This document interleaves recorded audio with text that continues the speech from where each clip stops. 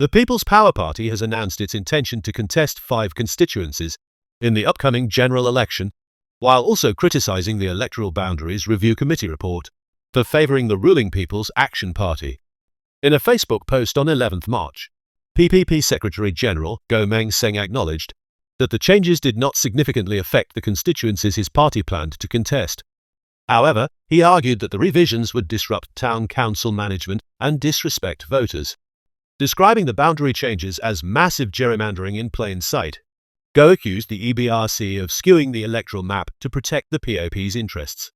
Although the constituencies which the People's Power Party intended to contest do not have major changes, we are disappointed with the Electoral Boundary Committee's report, which is apparently skewed to protect the People's Action Party's electoral interests, he stated. This is really unhealthy for democratic development, disruptive and wasteful of resources in reorganizing town councils, and disrespectful to Singaporeans at large, he added. On 27 June 2020, during a walkabout in McPherson SMC, Goh declared that GE2020 would be his final election, stating that he had contributed enough to opposition politics.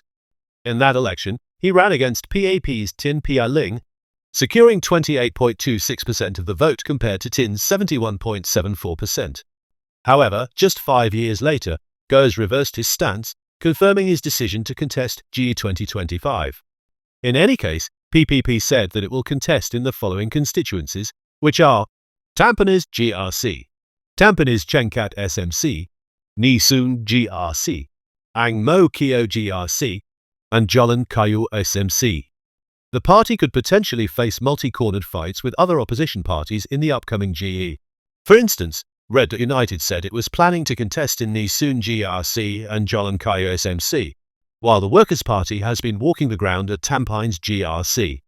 Just last month, PPP withdrew from the People's Alliance for Reform, a 4-party alliance with the People's Voice, the Reform Party, and the Democratic Progressive Party, citing strategic differences with other parties.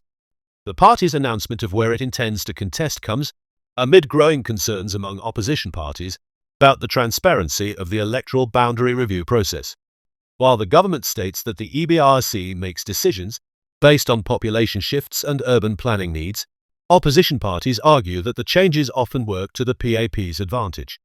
The EBRC's report, released on 11th March 2025, introduced significant changes ahead of GE2025. The total number of constituencies has increased from 31 to 33, with 18 GRCs and 15 SMCs. 5 new GRCs and 6 new SMCs have been created, reflecting population growth and urban development. The next Parliament will have 97 elected members of Parliament, up from 93, with each MP representing 28,384 voters, slightly fewer than in the previous election. Singapore must hold its next general election by November 2025, in accordance with the country's electoral timeline. However, Prime Minister Lawrence Wong has the authority to call for an earlier election, with many speculating that it could take place in May.